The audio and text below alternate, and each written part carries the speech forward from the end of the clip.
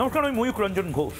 আমাদের যারা বারবার বলেছিলেন না যে আসলে অনুপ্রবেশকারী কেউ নয়, সবাই বাসিন্দা, আমরা যখন ক্যামেরা নিয়ে বুম নিয়ে এই সল্টলেক, এই সেক্টর 5, এই রাজারহাট, নিউ টাউন এলাকায় আমাদের প্রতিনিধিদের পাঠাচ্ছিলাম এবং তাদেরকে আক্রমণের মুখে পড়তে হচ্ছিল, তখনও বলেছিলাম, আজও বলছি, এটা পরিকল্পিতভাবে রিপাবলিক বাংলাকে আক্রমণ করা হতো।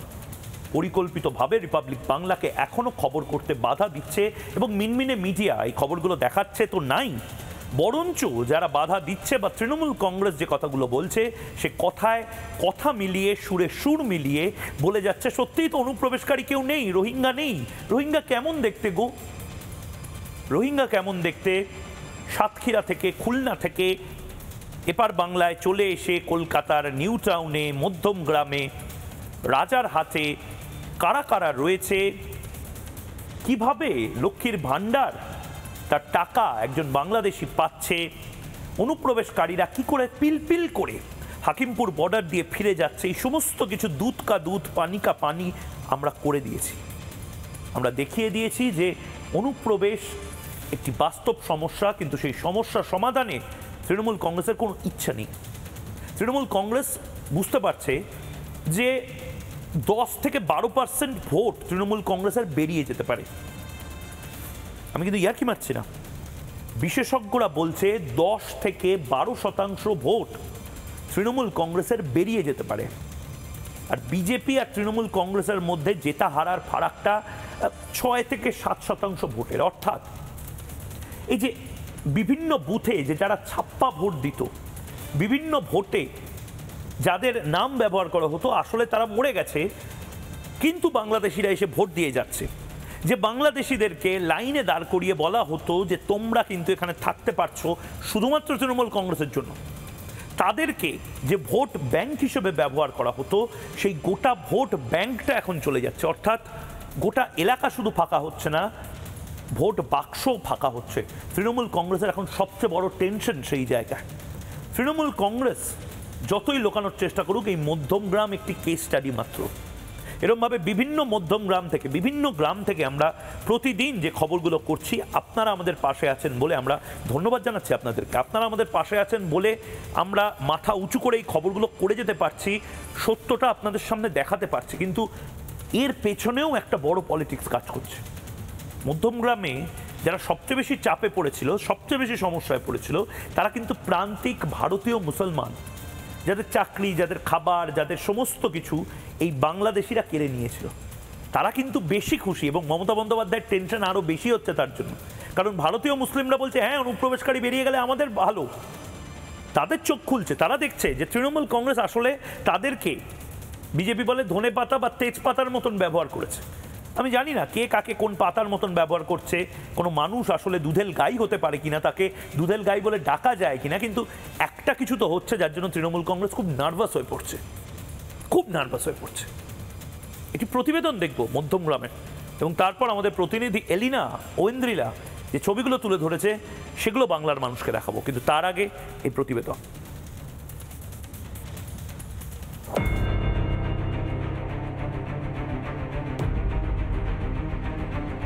হ্যাঁ, বললো যে সরকার আমাকে রাখবে না, আমরা আরেক এলাকাতে আইছি, সেই করে সব চলে গেছে। হয়েছে 2012 সালে।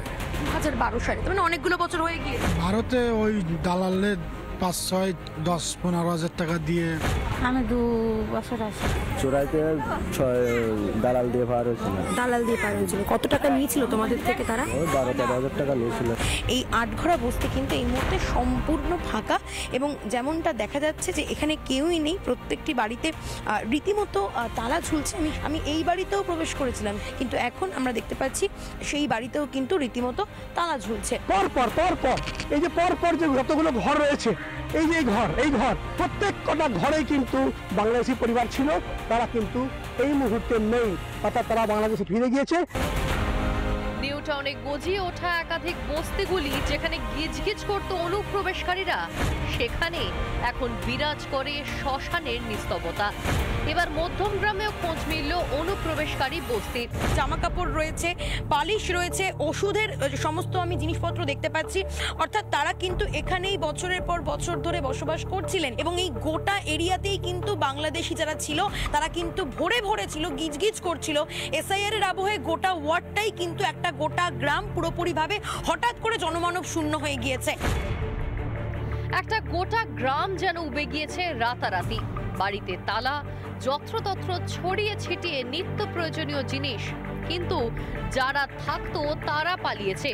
আর কারা ডেরা জমিয়েছিল এখানে, শুনুন স্থানীয়দের মুখ থেকেই।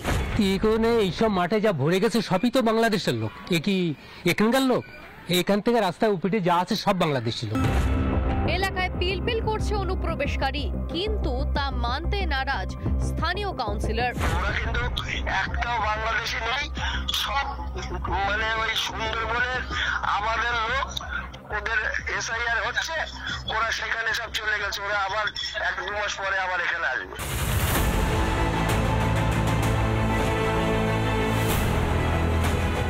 অনুপ্রবেশকারীরা স্বীকার করছে বস্তির একের পর এক ঘরে তালা পড়ছে, কিন্তু রাজ্যের মন্ত্রীকে প্রশ্ন করলেই তিনি তেলে বেগুনে জ্বলে উঠবেন। এটাই যেন বাংলার নিউ নর্মাল।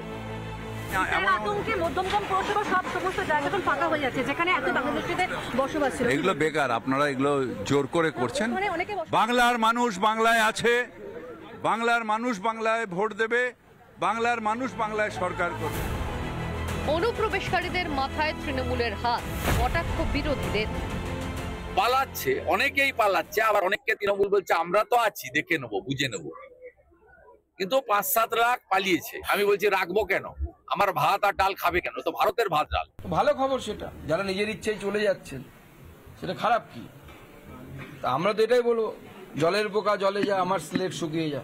যত পোকা বাইরে চলে যায় তত ভালো। অনুপ্রবেশকারী ঢুকিয়ে তাদের হাতে নাগরিকত্ব তুলে দেওয়া যেন এক ব্যবসায় পরিণত হয়েছে এই বাংলায়। বাম আমল থেকে শুরু হওয়া অনুপ্রবেশ সমস্যা আরো মাথা চাড়া দিয়ে উঠেছে তৃণমূল জমানায়। অনুপ্রবেশকারীদের পালাতেই পায়ের মাটি আলগা হচ্ছে তৃণমূলের। 26-এর ভোটের আগে পায়ের তলার ধস নেমেছে তৃণমূলের। রিপাবলিক বাংলা। নানা ধরনের কন্টেন্ট দেখার জন্য লাইক করুন, শেয়ার করুন আমাদের ফেসবুক পেজ, সাবস্ক্রাইব করুন আমাদের ইউটিউব চ্যানেল। পাশাপাশি অন্যান্য ব্রেকিং নিউজের জন্য অবশ্যই চোখ রাখুন রিপাবলিক বাংলায়।